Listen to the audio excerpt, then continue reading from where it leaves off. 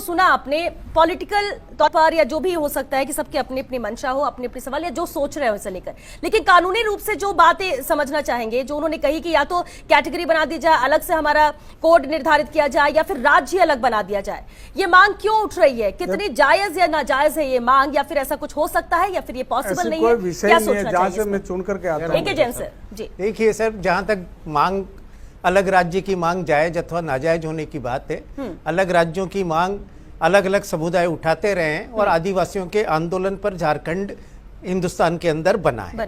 तो वो पंजाब भी बना है, आंध्र प्रदेश भी बना है, महाराष्ट्र और गुजरात का भी विभाजन हुआ है। तो इसलिए राज्य की मांग उठाना अपने आप में एक अलग इशू है। अब दूसरा प्रश्न आपने पूछा कि कानूनी रूप से हिंदू और शेड्यूल ट्राइब्स को एक माना जा सकता है अथवा नहीं माना जा सकता। पहली चीज तो कॉन्स्टिट्यूशन जाति के, धर्म और इसके आधार पर ये राजनीतिज्ञों का खेल है।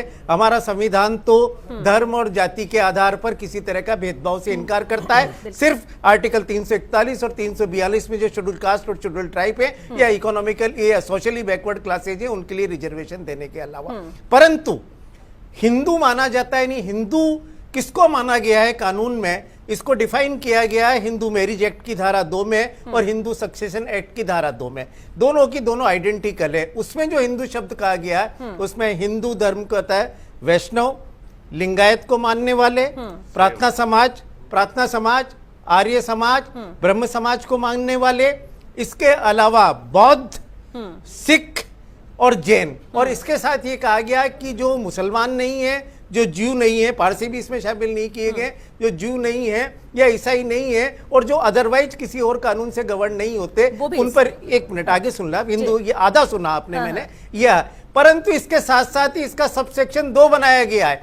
उसमें कहा है कि ये हिंदू विधियां 342 के तहत घोषित शेड्यूल ट्राइब्स की लिस्ट पर लागू नहीं होती हैं। न हिंदू मैरिज एक्ट लागू होता है, न हिंदू सक्सेशन एक्ट लागू होता है। और उसकी कॉन्स्टिट्यूशनल डिबेट्स में कहा गया है कि जो ट्राइब्स हैं वो ट्राइब्स के अपने अलग ट्रेडिशंस हैं, हर ट्राइब्स का अपना अलग अलग नियम। ये मामला सुप्रीम कोर्ट में गया। सुप्रीम कोर्ट में मधु किश्वर, जाने माने पत्रकार हैं, Madhu Kishwar versus state of Bihar के नाम पर 1996 का निर्णय है। उसमें कहा आदिवासियों पर न शरीयत लागू होता है, क्योंकि कुछ ट्राइब्स मुस्लिम भी हैं, कुछ ट्राइब्स ईसाई भी हैं।